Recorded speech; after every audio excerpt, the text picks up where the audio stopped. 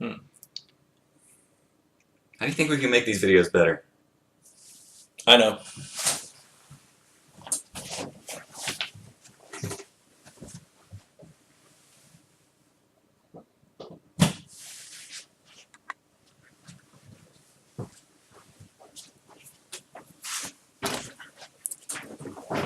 Jackpot!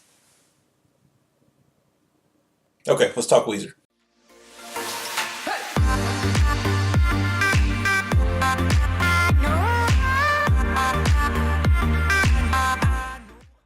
Alright, what is going on, guys? I'm Hayden. I'm back with my dad, and we are doing the second part of the Weezer tournament. So after this video, there will be 2 parts left. And what we are doing in this video, last round we did the first half of the first round, which was 16 matchups, and we eliminated 16 songs, and we moved 16 songs forward. And now we're going to do the other 32 songs in the first round and see who moves on to the second round. Exactly. You ready to just hop on into it? Let's go. Okay. If you don't know the rules, just watch the first couple of minutes of the last video. Yeah, hopefully you watched our first video. It was pretty, if you're a Weezer fan, it was pretty entertaining. Yeah. Alright, so the first matchup in the second round is a 1 versus a 16. It is, the 1 seed is Beverly Hills from Make Believe.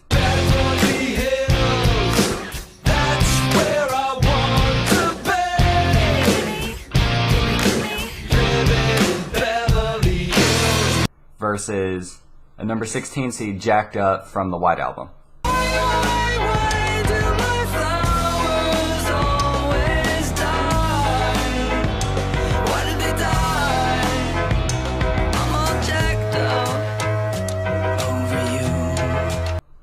Yep, I don't think for a 1-16 matchup that this one is.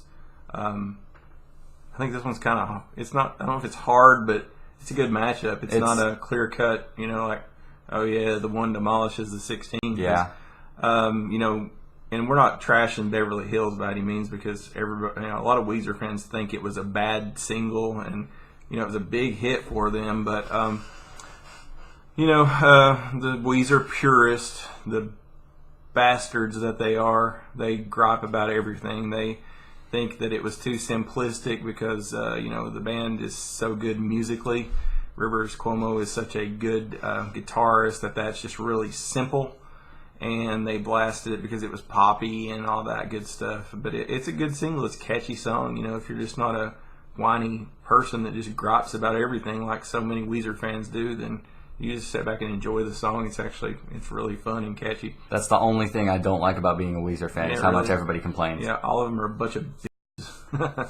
So you're not wrong in any sense. Or not all of them, but a lot of them. The loudest, I think it's more like the thing, like the loudest, the silent majority gets outheard by the loud, people that are just want to gripe about everything. So that's why not a lot of people are actual Weezer fans, because a lot of people say really. that. If you're gonna be a Weezer fan, be a Weezer fan. Don't be a whiny Weezer fan. Don't be an Only Blue and Pinkerton fan. Yeah, really. I mean, whatever floats your boat. But it's a great band, and you should listen to all their stuff. I mean, I hear so many people say, "Oh, I didn't even listen to anything past the Green album or whatever." I'm like, you're missing a lot of good stuff, you know. So, you know, it doesn't sound like the Blue and Pinkerton, but Blue didn't sound like Pinkerton, and Pinkerton didn't sound like Blue, and you know. Anyway, getting back to the matchup, Jacked Up is a great song. It is a good song. I really like it. It's very Bee Gees. You probably don't know who the Bee Gees are. I know who Bee Gees are. It's very Bee Gees-esque. You know, all probably the most falsetto vocals that he's done in any song. You know, just from beginning to end is mostly falsetto. But I really like that song. It's a tough matchup for me. I mean, I think I know which song is going to win this round, but you know, don't. Yeah, I mean, you're leaning the same way I'm leaning on this. I'm probably leaning the same way you're leaning. Go put Beverly Hills on to the second round, just because of how huge it was. Yeah, it's just, you know, you can't ignore the fact that it was you know, it's hard to drop it to a deep album cut because it was such a big song for them. It was one of their biggest singles ever. It was, yeah. So we'll move Beverly Hills on to the second round, but reluctantly, because Jacked Up's a good song. It is, it's really good. All right, this next matchup is going to be difficult for me. It's not for me. It's not at all? It's not because it's an 8-9 matchup. It's not because I dislike one of the songs. It's because that I really, really like another one of the songs. I think I already know which way you're going. So, but like, it's a good matchup. It's an 8-9 matchup. 8 Mexican Fender from Pacific Daydream.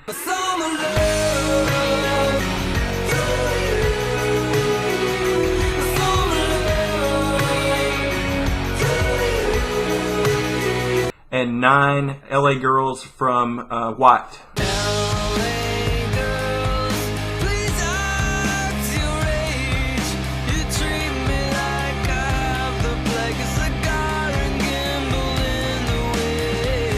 And, you know, LA Girls was not a single. Mexican Fender was a single, kind of.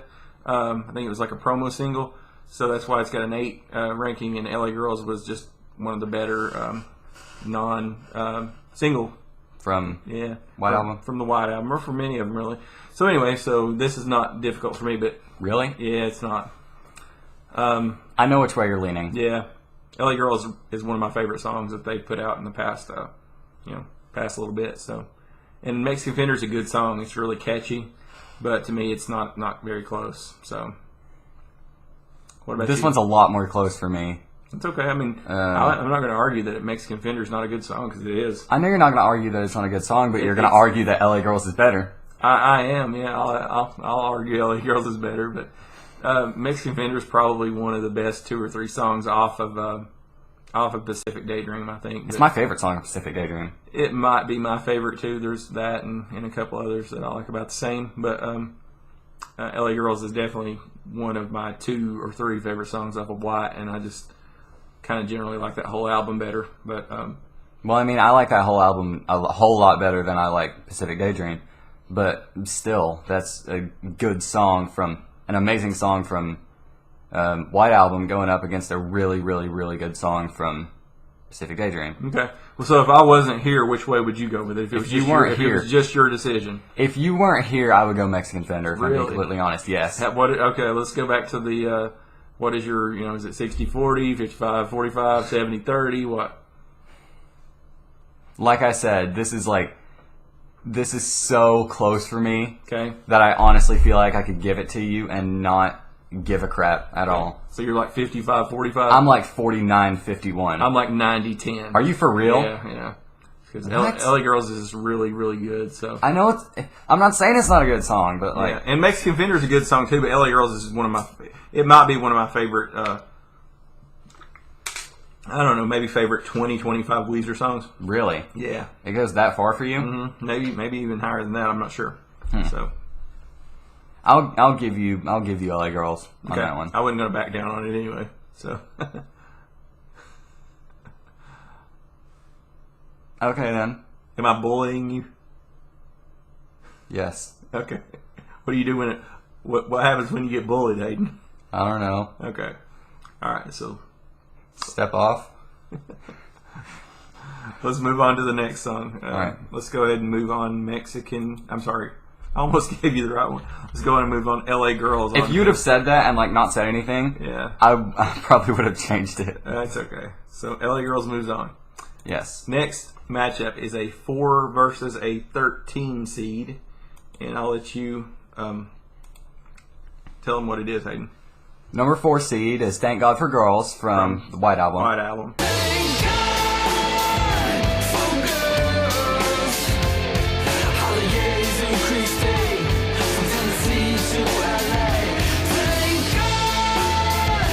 And number 13 is Put Me Back Together from Ratitude. It's clear that I'm not getting better.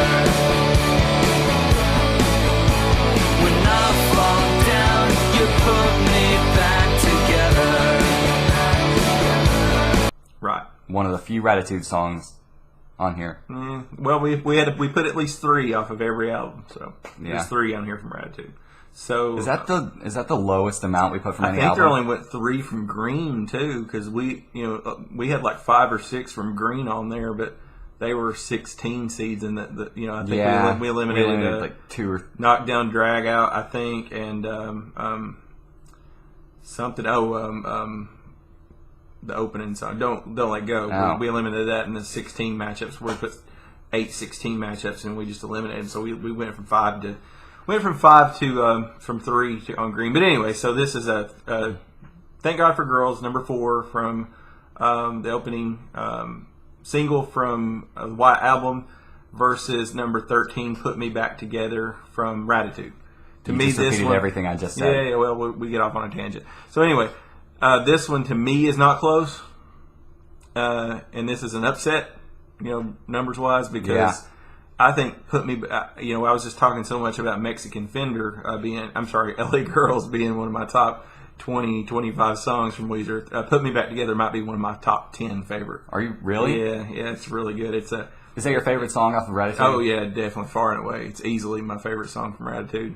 They wrote that song with a couple of the guys from All American Rejects, and it doesn't sound anything like anything they've ever done, really. So it's a good song. It doesn't have a guitar solo, really. It's got a lot of the filler that one either Brian Bell or Rivers Cuomo does. I don't know which guitar part the other one plays, but nothing really musically special, and it's just a good song. To me, it's easy. What do you think on this one? I mean, I'm not saying Thank God for Girls is not a good song. It wasn't my favorite. That was. It's not their best single. It just shouldn't have been a single from that album, and not because it's a bad song. It's just there were 4 or 5 songs on the album that were better, and there were 4 or 5 songs on there that were radio worthy. Thank God for Girls. There's nothing wrong with it. It's a lot of people griped about it too because it's different and it's poppy and it sounds different than their original stuff. But Again, back to the purists. yeah. I mean, I'm not one of those by any means, but there were just so many good songs on there that should have been singles over that and over King of the World, which was their second or third single off. And that was eliminated in the last video. Yeah. So anyway, so this one for me is not close, but Put Me Back Together should move on in my opinion. I agree with you. Okay, I think Put Me Back Together should move on. So as we well. will move Put Me Back Together on to the next round. Is that gonna fit? Mm-hmm. Okay. So next up is a number 5 versus a number 12 seed, and this one, most of the hardcore Weezer fans would think this was easy, but this one is not going to be easy for me. This one's not easy.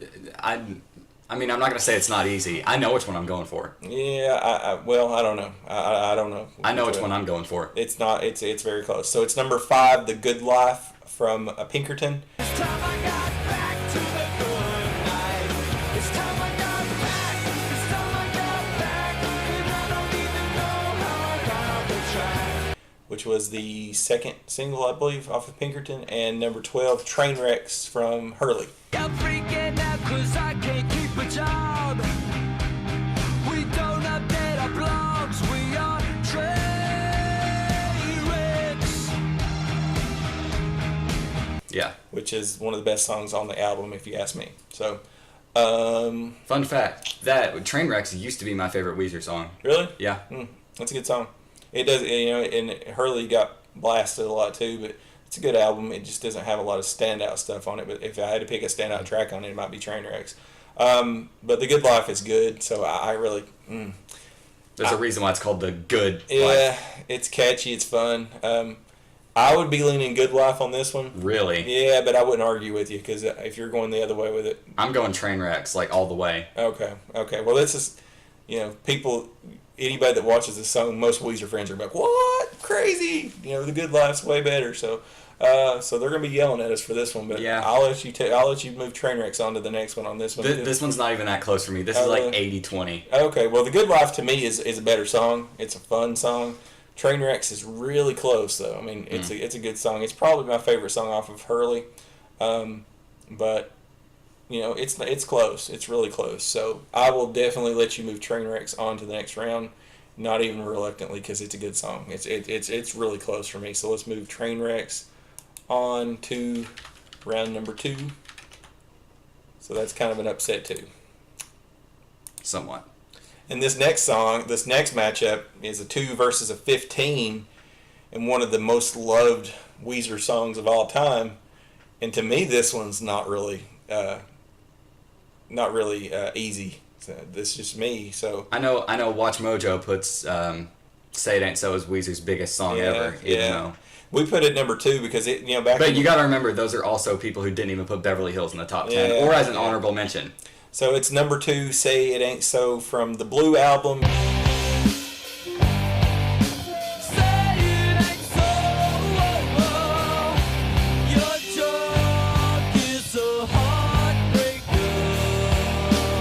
Versus number 15, "Simple Pages" from the Green album.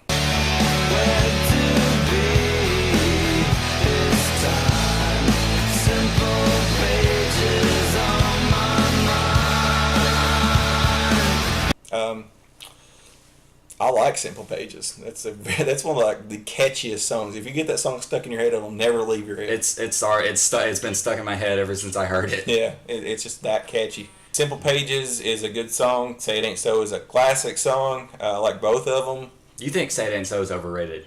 I don't think "Say It Ain't So" is overrated, but I don't. Yeah, well, I listen, people. This is my favorite band. I love all their stuff. So, well, I love 95% of their stuff. You don't love "I'm Your Daddy." I don't love "I'm Your Daddy." But anyway, I don't hate it. It's not one I want to listen to very often, but every now and then I'm like, I'll listen to "I'm Your Daddy," and I'll listen to "Can't Stop Partying," So, but anyway, it's not my... "Say It Ain't So" to me ranks higher on most people's list than it ranks on mine. So if that means it's overrated, then I guess I think it's a little overrated. I understand why it's that good. It's just, it was a big song for them. It was, probably back in the 90s when that song came out in the mid-90s, it sounded, Buddy Holly and the Sweater Song "Undone" were the 2 other singles off the Blue album. And this was in the period where grunge music was dying out. Kurt Cobain was dead, and he had just died not long before that. And I think I read somewhere that somebody said the last album that came out that was actually a grunge album that was like a Silverchair, which I like Silverchair, a Silverchair album, and it came out around that time too. And then Weezer came out with the Blue album, and it was just so different because everything that was coming out was so melancholy, and it was like... It wasn't grunge at all. Well, no, the grunge stuff was... Weezer wasn't grunge. It was alternative music, but it was not grunge. And they came out with that album, and it blew up right when grunge was big. So a lot of people say that the Blue album actually put an end to grunge music. It came out and was really popular, and Buddy Holly exploded. And some people say that was the beginning of a new genre. Like Weezer kind of ushered out the grunge era. So they weren't grunge, but what I'm getting at is "Say It Ain't So" probably sounded the most like, wasn't grunge, but it sounded the most like that. So a lot of people were still in that Pearl Jam, Nirvana, Soundgarden type. They liked those bands, and I think it was those people that clung to "Say It Ain't So" because it sounded the most like that. The hard rock fans. Well, the grunge fans liked it because but Weezer was more. They were never even close to grunge, but that was probably one of the grungiest songs that they had. So, and I like the song, I really do. But okay. So let's go ahead and skip the stories. Do you think "Simple Pages" can take down "Say It Ain't So"? I don't think it can take down a Titan. No, like Say it It can't Ain't So. take down "Say It Ain't So" because we're going to move "Say It Ain't So" onto that. But I might just straight up pick "Say It Ain't So" over "Simple Pages," but it's not really easy for me because "Simple Pages" is a good song. It's a great song. "Say It Ain't So" is a great song, but I think does it probably rank as high overall with me that it does with everybody else? It does not. So that's what I'm saying. But Simple Pages could not take down a Titan of a song like "Say It Ain't So." I don't want people to think that we can't take down a Titan because somebody's gonna take down a Titan pretty soon. Well, putting a 15 like Simple Pages up against a 2 like "Say It Ain't So," it's really hard. Yeah. So, but it can be done. It'd have to be an amazing non-single going up against a single that we might not necessarily like that much. Well, I mean, but if you're talking about the 1 and the 2 seeds, which are the classics and the Titans, like you're saying, it can be done. It's just probably not here, but it's it's not like I don't think that if this were a football matchup or a basketball matchup that the Say It Ain't So team would just demolish the Simple Pages team. I think it'd be a close game. That's what we're saying. So moving on to the next one, it will be a 7 versus a number 10. This one to me is not close at all. No, not at all. So go ahead and tell them what the 7 and the 10 are, Hayden. Number 7 seed, We Are All on Drugs from Make Believe. All right.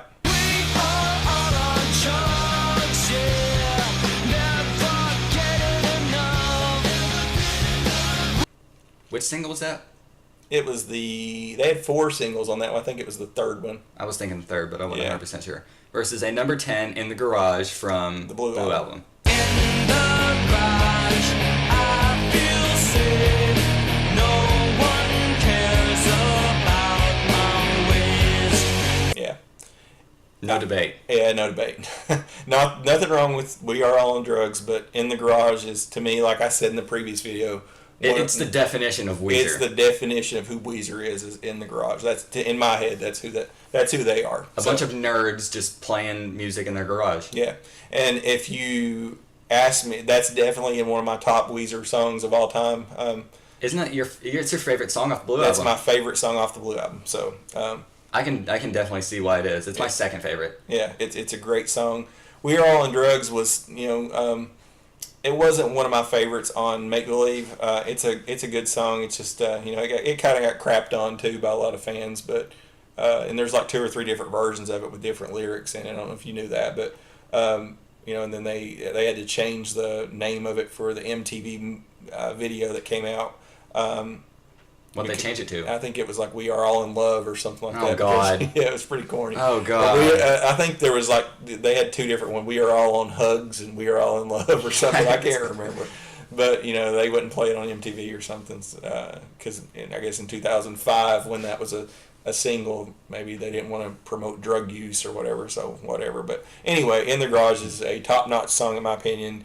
We Are All on Drugs is a good song, but it's not a great song. So this is not even a 99-1 for me. Yeah, this is 100-0. Yeah, 100-0, and again, it's not because 100-0 would be very common with a lot of songs, in my opinion, versus In the Garage. So move In the Garage on to the second round. This next one is going to be difficult for me. And it's a 3 versus a 14. I know which way I'm leaning, but it'll be reluctantly. So it will be number 3, Dope Nose from Maladroit. Dead on my head, wasting time on my own. Sleep, rescue me, take me back to my home. Versus 14, The World Has Turned and Left Me Here from the Blue Album. The world has turned and left me here, just where I was before you appeared. So those are both really good songs. Oh, Some of my God. favorites. The World Has Turned and Left Me Here is one of my favorite songs from the Blue Album. And Dope Nose is one of my favorite songs from Maladroit. So I'm leaning one way, but it's not by a lot. Can I answer a different question? What? No, I mean in okay. this You don't one. want to pick. Okay, I understand.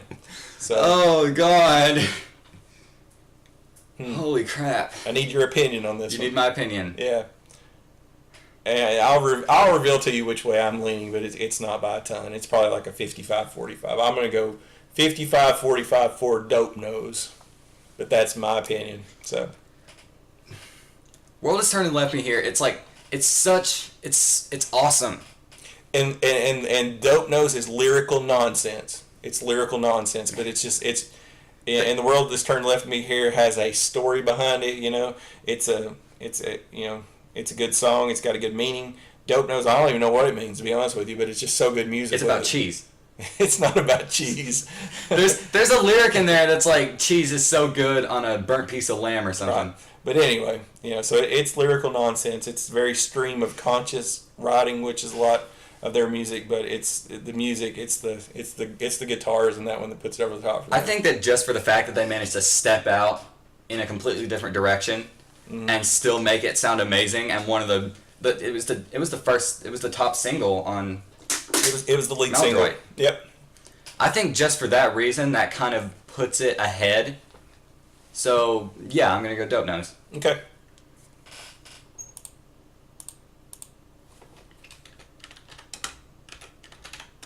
And this next matchup is odd because I purposely tried to not make any.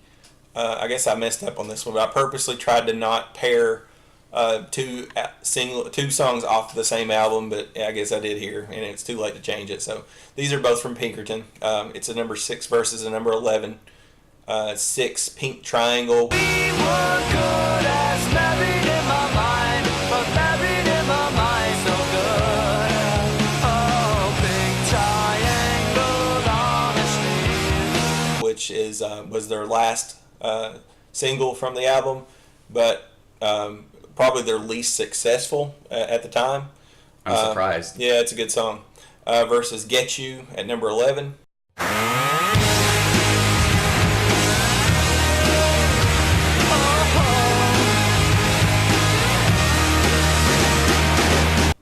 Which is it's the second song from the album. Not a single. Not a single. But I like both of these songs a lot. It's not really a close competition for me, though. Yeah. Okay. I definitely think Pink Triangle is the better song.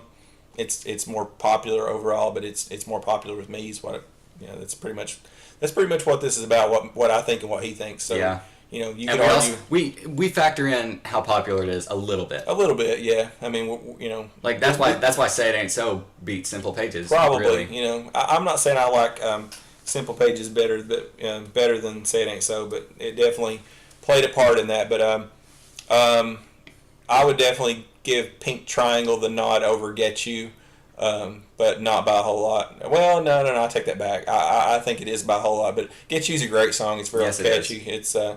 It's really a good song. It's just it got a tough matchup in the first round. Yeah. I think I meant for to switch those into different brackets, but somehow it ended up there. But either way, It's whatever. It is what it is. It was going to face a tough song anyway. So Yeah, let's be honest here. Get You probably wasn't going to win to begin with. no, it wasn't. So Pink Triangle moves on to the next round. So let's move that on, and that concludes that quadrant of the bracket. So This we video's will going by. move- This video's going by a whole lot quicker than the last one did. Well, we had some filler at the beginning of the video. That is talking true. about Yeah. other stuff, but let's see. So the last 8 matchups of the first round, we'll start with a 1 versus a 16 again, and this one is the toughest 1 versus 16 matchup for me. It's a number I saw one. this on this. I saw the bracket that you made, and I was like, "Oh God, Yeah. am I really gonna have to make a 16 beat a 1?" Yeah, maybe for me. We'll have to really discuss this one. Number 1, Pork and Beans from the Red album. I'ma do the things that I wanna do. I ain't got a thing to prove to you. I leave my candy with the pork and beans. Excuse my manners if I make a scene. Which was a mega hit for them, versus 16, which is not even an album cut. That's why it's a 16. Was You Won't Get With Me Tonight. They make me so mad, they don't matter to me anyway. Chill out, baby, stay with me for a while. From Pinkerton / Songs from the Black Hole / the extended version of Pinkerton or whatever. Pinkerton Deluxe Edition. Pinkerton Deluxe Edition. It was a Songs from the Black Hole song that which never got made, so it made it onto the Pinkerton Deluxe Edition. Man, this is tough. Not that I don't like Pork and Beans. Pork and Beans is awesome. It's really good. It's simple, like Beverly Hills musically. Everyone likes it so much more though. Yeah, they do. And this one, I don't know if you know this or not. I believe that Pork and Beans is their longest charting #1 hit. Really? On the alternative songs, on the alternatives charts.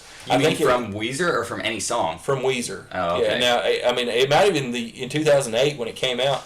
It may have been like the top, the highest charted song of the year for the long. It stayed #1 on the alternative charts for like 10 weeks or 11 weeks or something like that. That's like almost that's pretty unheard of. Yeah, I mean, it happens sometimes, songs. but I believe that was their longest charting #1 for the alternative charts. I don't pay attention to the charts. So. Well, I don't really either, but I mean that's just something that you, as a Weezer fan, just come to learn. But anyway, so this is tough for me. This is tough for me too. Yeah, because You Won't Get With Me Tonight. If you just listen to their albums and don't go into their deep cuts or whatever, you may not have even heard it. But this is from Songs from the Black Hole. It's just a fun, good song.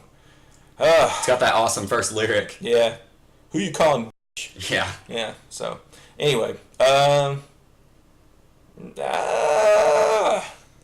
going for the upset. I am too. I'm going to take out 16 beating 1. Yeah. God. And then don't think that I'm bashing Pork and Beans, because Pork and Beans is great. They play it in all their concerts, and it's a fun song. But let's This is crazy. The mega upset here. Let's knock out 16 let's beating knock 1. out Pork and Beans, which was their longest charting #1 hit on the alternative charts, with a song that didn't even make a regular album. Apparently wasn't even good enough to make Pinkerton. Yeah. So that's it. We're moving You Won't Get With Me Tonight on to the second round. Okay, so the next matchup is an 8 versus a #9, and this one is easy for me. This one's pretty easy. But most Weezer fans would disagree, I believe. So, for me anyway, I don't know if you're going the same way I'm going with this. And this is a song. I'll stay. No, you go ahead. I was just going to say the ranking on this one could change because it's a brand new song. It could end up being a much higher. And the Black Album hasn't been released yet. #8, we put Zombie Bastards at #8. Die, die, you zombie bastards. We know what you want. Get it up Because it's the second single, so obviously to Rivers Cuomo, he thought it was less important than Can't Knock the Hustle. Versus a #9 seed, which is My Name Is Jonas from the Blue Album. My name is Jonas. I'm carrying the wheel. Thanks for all you shown us.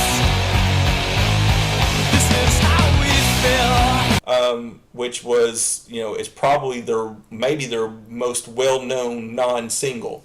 That's why it's a #9, because it's not a single. But it made it on a Guitar Hero 3, I'm pretty sure. Yeah, and I think it might have been a single in Canada or Australia or somewhere. And it's a big song for me. I mean, most Weezer fans, a lot of non-Weezer fans know that song. But I remember Brady playing My Name Is Jonas on Guitar Hero before I even knew who Weezer was. Brady is his brother, my son. So, yeah. But anyway, My Name Is Jonas, a mega song for them. I am going Zombie Bastards. I am on this too. one. I think this is just me. And I know I'm going to get ripped for this. Every Weezer fan in the world is like, oh my God! I think My Name Is Jonas is overrated. I don't think it's overrated. Maybe a little bit. It's not. I definitely think it's not in my favorite 5. So it's not in the top half of the Blue Album for me. If you ask me, it's like my second least favorite song off of the Blue Album. Really? It's not mine. I like it. It only ahead of Surf Wax America. I like Surf Wax. So that whole album's so good. It's hard to pick a bad song on it. I'm just saying. I think My Name Is Jonas is probably the most overrated Weezer song. Maybe. I don't know. And I know we just got over talking about that, how we thought Say It Ain't So was kind of overrated. If Say It Ain't So was kind of overrated, then My Name Is Jonas is really overrated. I don't think so. I think it is. I don't think so. This is not so much for me a distaste for My Name Is Jonas. I just am in love with Zombie Bastards right now. And maybe it's a phase because it's new and it'll wear off, but I love that song. It's so catchy. Apparently the lyrics are about people who want another and Pinkerton. Yeah, I mean, apparently there's a big thing going around on the internet saying that Zombie Bastards is him writing to his hardcore old school purist fans that just trash everything that they come out with that's not Blue or Pinkerton-esque, and he's saying, die, die, you zombie bastards. We know what you want. Yeah. So I love it. I love this song right now. And I know you're gonna like when I tell you this. I'm starting to dig this Black Album stuff. Oh, that's good. Yeah. Yeah. Yeah. I mean, I've only heard 2, maybe 3 of the songs, but I really like this stuff. So, again, I'm like most people. Whenever I heard the Black Album, he said grittier. Which it is grittier than Pinkerton. I mean, I'm sorry, grittier than Pacific Daydream and maybe even the White Album With his lyrics. Yeah, but I mean, I was thinking, Black Album, something dark and heavy with distortion, and that's not what it is. But it's Another Maladroit, maybe. Yeah, I was thinking Maladroit, Pinkerton-esque, as far as musically, heavier guitars and stuff like that. That's what I was thinking. That's what most people were thinking. And now everybody's griping and saying, "Oh my God, this is electro." But A lot of people are saying this is going to be worse than Pacific Daydream, which it won't. Well, I didn't think Pacific Daydream was bad as a lot of people thought it was.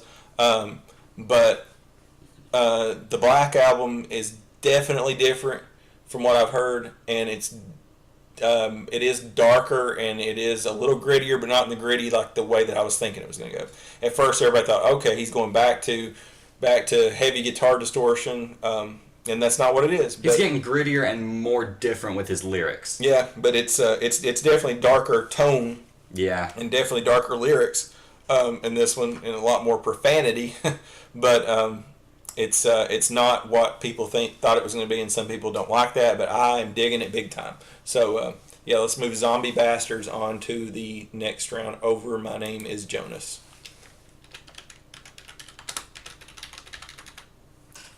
Okay. This next one. Yep. 4 versus a 13. 4 being Back to the Shack from Everything Will Be Alright in the End.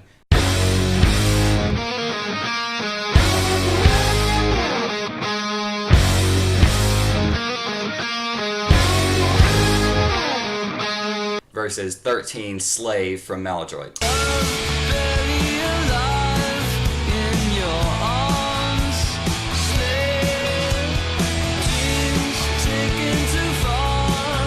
Not hard for me, and you know that. I know this is not hard for you. Yeah, because I'm not going to say it's hard for me, uh-huh. but it's not as easy as it is for you. Okay, well, Slave is one of my, if not my favorite song, period, in the world, any band ever. I can't believe it wasn't single. I think originally on the album cover, like back when CDs used to come out, and I think they still do a little bit, but I remember, you may be too young to remember this, but whenever you would go to Best Buy or Walmart or any of those stores like that, you'd look at the CDs and there would be a little sticker on the CD that would tell the featuring, it would say featuring these songs. It would say the singles. It would say featuring, it would say Maladroit featuring. Maladroit said featuring Dope Nose, Keep Fishing, and Slave. So at some point they had planned on Slave being a single, and I do not know why it was not. Was there a third single? No, there was only 2. So they just took Slave out as a single. They just took Slave out as a single. I have no idea why, because Slave would have blew up, and for a good reason. I think so too. And they very rarely ever play it live.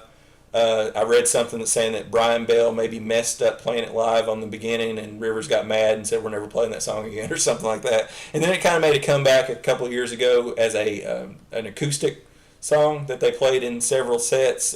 That's made the rounds on the internet. It's a great song. So nothing against Back to the Shack. Back to the Shack was the lead single from Everything Will Be Alright in the End. It's catchy. It's kind of addressing their fan base. And I like Back to the Shack just fine. But Slave to me is one of my favorite songs. Slave is awesome. Slave is awesome. That beginning, like the build up, like the build up where it's like the build up sounds like very heavy metalish. Yeah. Compared to their other stuff. That build up is probably one of their most heavy, hardcore metal. Like I'm just gonna call it what it is, metal like riffs that they've ever done. Mm-hmm. It is, and the guitar solos maybe one of my favorite guitar solos. And I like the fillers. Guitar that plays, the little second guitar that plays throughout that song is one of my favorite. I love that song. It's just so it's awesome. Yeah, Yeah, so I If definitely... if you had to give any song, any Weezer song, a perfect 10 out of 10 score, would you pick Slave? Maybe, and if we're talking about overrated songs, that's the most underrated song in their catalog is Slave. I don't think I would argue with you on that. Good. I mean, I don't know what I would consider the most underrated, but it's definitely up there. I think if I were the band manager and I got to pick the songs that they pushed, I think I could pick better songs than whoever's picking their songs, and that would have been one of them. That one would have been one that was known by everyone. I agree. So move Slave on to the next round. And moving on to the next matchup, we have a number 5 versus a number 12. I think this will be a tough one. think so? Not really, but go ahead. Number 5 seed is Memories from Hurley.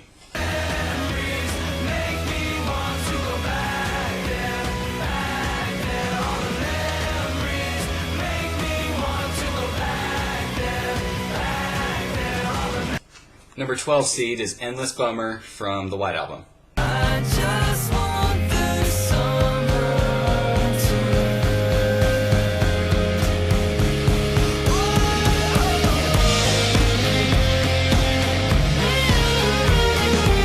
The closer. Yes. You leaning strongly on either one of these? I know which one I pick. I don't know. They did a Memories tour back when Hurley came out, and that was their tour name. Memories is a fun song. Yeah, it is. It was the song with the I think it was on Jackass 3D or something like that on the soundtrack. You remember that from the SNL skit, don't you? No, I actually did not. I mean, I don't remember mentioning it. Oh yeah, I do remember them mentioning that on that Matt Damon skit. Have you even listened to Memories? You are a grown-ass man. You bringing up stuff from Hurley? It was in Jackass 3D. But I mean, I knew that was the video from it. But and then Endless Bummer is the closer to the White Album, mostly acoustic song, but with At the very end, yeah, it picks comes up. in with a distorted guitar in the end. It's a really good song. I know which way I'm leaning on this. Do you have a preference on it? Not really. I may or may not just be tempted to pick whichever one you pick, to just advance whichever one you pick. I'm gonna go with Endless Bummer on this one. I could see it. Yeah, I mean, not that I Memories is a good song. I like it. It is. It's fun, but it just doesn't stick with me as much as some of their other songs do. Yeah, that makes sense. Yeah, so So we'll move Endless Bummer to the second round. I don't blame you for picking that one, to be honest, but still. The next matchup is This one's not going to be hard at all for me. it's not for me either. It's a number 2 versus a number 15. Number 2 is a Perfect Situation from Make Believe. just pass through, singing oh,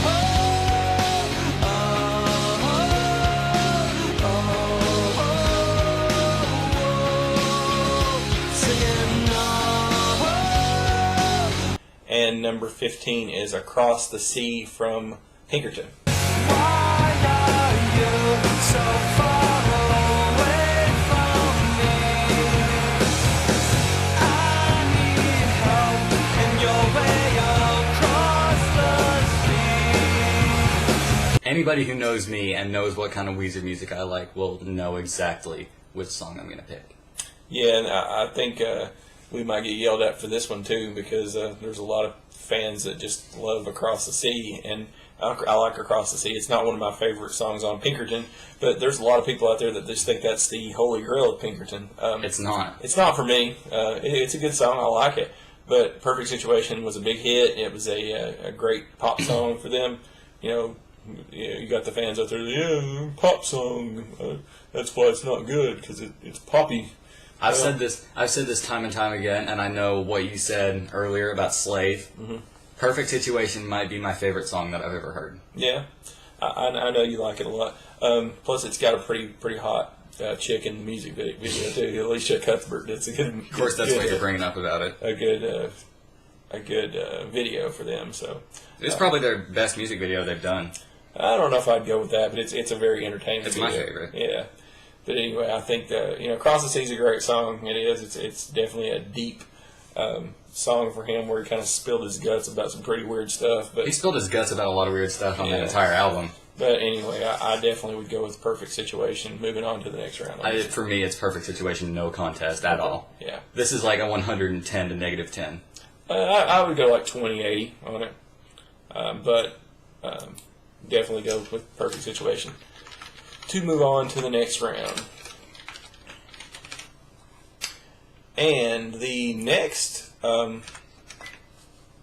matchup is oddly two songs from the same two albums. We got another Make Believe versus Pinkerton matchup here. Yeah? And it's a 7-10 matchup. We have 7, This Is Such a Pity. This is such a pity. We should give all our love to each other, not this hate that destroys us. Which was the final single, I believe, on that album. And number 10, Falling for You. I like you way too much, my baby. I'm afraid I'm falling for you. I'd do about anything to get the head out of line. From Pinkerton. This one's a little tougher for me. It is but- for me, too. But I know which one I prefer in this. Do you have a preference? I have a slight preference on here. I have a slight preference on this one too. So yeah, I really like both of these songs. This is a really even matchup for me. It is? Yeah, it is. I mean, Like, are you actually going like 50-50? no, I have a preference. What You do? Yeah. Falling for You is a favorite of a lot of Weezer fans. I believe I read something one time, and I don't remember how many years ago it was, so I can't tell you what album was out. So they asked Rivers Cuomo what his favorite, not his favorite songs, but which songs he was most proud of or thought his best accomplishment was, and he listed two. One was Falling for You, and one was Beverly Hills, believe it or not. So, but This Is Such a Pity might be my favorite song off of Make Believe. So I would give that the slight edge over Falling for You. That's what I was thinking. You were giving This Is Such a Pity. But it's not my favorite song on Make Believe. I know Perfect Situation is your favorite song Yeah. on Make Believe, but so we both agree that This Is Such a Pity. Pity. Yeah. So actually, I heard that that's most members of the band's favorite song on Make Believe is This Is Such Really? a Pity. Yeah. So I'll give that to that. So that means 2 times in a row, people, we just agreed that a Make Believe song took down a Pinkerton song. So for everybody who's saying that, oh, it's Pinkerton, it's automatically better. Yeah. No offense, but burn in hell. So, yeah. I mean, we just had 2 songs from one of the albums that a lot of traditionalists think is one of their worst albums, take it down. 2 songs from the Holy Grail of Pinkerton. Which, I mean, I wouldn't say it's not my least favorite album at all. What? The Make Believe. But Oh, no. I would probably say it's toward the middle. It's on probably the back half of mine, but It's more towards the middle. definitely got some good songs on it. I would definitely say that it's more towards the back than it is the front, though. Yeah. But anyway, so This Is Such a Pity moves on. We have a couple more matchups before we end the first round. This next round is a number 3, which is a number 3 seed, which is If You're Wondering If I Want You To, I Want You To on Ratitude. You're wondering if I want you to, I want you to, so make a move, 'cause I ain't got all night.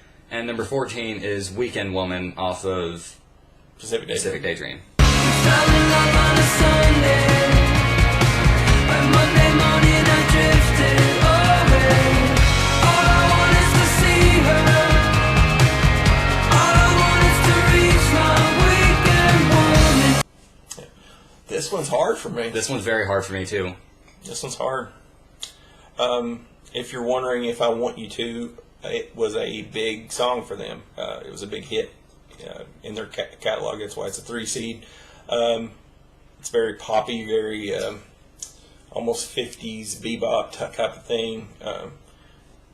It's one of the few Weezer songs that I know of that are actually like properly upbeat and kind of motivational. Actually, Yeah, it's good. most of Weezer stuff is I'm not saying Weezer is an emo band at all. They got a lot of emo type of downtrodden stuff. Yeah. So, yeah. They're not exactly the Woe most... is me type of stuff, yeah. Yeah, but they're not an emo band. No. They're not really any kind of band. Every Weezer. album they have is different. So, and then Weekend Woman was, I don't know if you know this, but they had a outtake from the Green album called Burning Sun, and the riff from Weekend Woman was taken directly from the song Burning Sun. Have you ever heard Burning Sun before? No. Yeah. So it's of course. All the old people say Burning Sun was better, but Burning Sun was a half a song. It didn't even have, it wasn't even completed. I don't think. I mean, it was completed, but it was weak as far as it wasn't made for an album. But it wasn't finished, developed far enough. I'll say developed far enough for an album. But Weekend Woman is more polished and more rounded song than Burning Sun is. So, man, I'm about 50-50 on this one. I really am. Really? Weekend Woman's one of my favorite songs on Pacific Daydream, if not my favorite. And then, if you're wondering, it's probably my second or third on Ratitude. So, it's real 50-50 on that. I wouldn't. If you feel strongly about that one, then I will defer to you on that one. This is, I wouldn't say I'm strongly feeling anything, but if I do have a preference, it's like 55-45 though. I'm going Weekend Woman, just because, like I've said in other videos, like I said about the tripping down the freeway versus tired of sex thing from the last video, the only reason why I actually picked tripping down the freeway over tired of sex is because, I mean, obviously it made it to the next round, but the reason why I picked it is because, I mean, Weekend Woman, or Pacific Daydream, is not a necessarily loved album, and at first I didn't like it that much. But neither is Ratitude. Exactly, but I mean, if you're wondering if I Want You To, is like it was the song. It was the song, and it's kind of been beaten into my head. Yeah, I see what you mean, but it's And a Weekend Woman's not a beaten into my head. So I wouldn't pick it because if you're wondering, is beaten into my head. But I might slightly lean that way too on this one. And if you're wondering, it's a good song, but Weekend Woman is a really good song, I think. So, from Pacific Daydream. So I would give the nod to Weekend Woman on that also. All right. So let's move Weekend Woman on to the next round. Oh. And the final matchup from the first round is here. And it's a number 6 versus a number 11. Number 6 is The Greatest Man That Ever Lived from the Red album. I am the greatest man that ever lived. I was born to give and give and give. I am the greatest man that ever lived. Radioactive. Versus number 11, Lonely Girl from Everything Will Be Alright in the End. My lonely girl.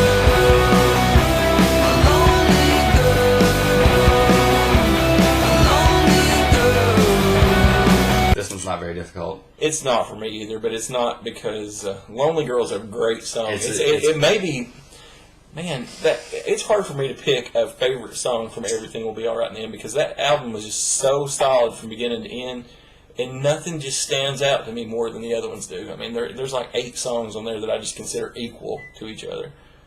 There's a couple of them I don't really care for as much as the other 8 or so. But Lonely Girl is right there. I mean, I think it just depends on what day of the week it is what my favorite song is off that album. Yeah. But The Greatest Man That Ever Lived to me is a masterpiece. Yeah. So I know how I said in the last video, the reason why I picked Angel in the One over Keep Fishing is because it gave me vibes of Stairway to Heaven. Mm-hmm. The Greatest Man That Ever Lived gives me vibes of Bohemian Rhapsody. Yeah, that's a common... everybody either thinks it's the 21st century version of Bohemian Rhapsody, or they just like that's total garbage. But I am in the camp that thinks it's very Bohemian Rhapsody-esque. It's like 13 songs in one. It's really cool. There's so many different styles. I know they took styles from like Green Day. They took a style from freaking what's the name of the composer? Beethoven. Beethoven and Bach, or no, it wasn't Bach and Beethoven. It was it might be Bach and Beethoven. I can't remember. It's not, and I'll think of who it is as soon as this recording's over. Yeah. But anyway, it had a Green Day section, a Weezer section, a Nirvana section. What's the band that plays with those heavy drums at the beginning? Slipknot has Slipknot section. It has a bunch of sections. Yeah, it's got a rap section, or some kind of rap section. It's got a spoken section. Oh man, it's all over the place. It's a masterpiece. It really is. I think it takes somebody like Rivers Cuomo to put out a song like that. So, Yeah. So yeah, we'll move the greatest man that ever lived on to the second round. And as Hayden is recording that to the second round, that wraps up the first round for us. So we have moved 32 songs out of 64 on to round 2. So we will have another round of eliminations coming up on our next video. And please watch the first video and tell us what you think. All right. Again, we wouldn't argue with anybody that's mad at us for picking the songs that we picked, because Weezer's a great band and you can't go wrong with them. You really can't. Yep.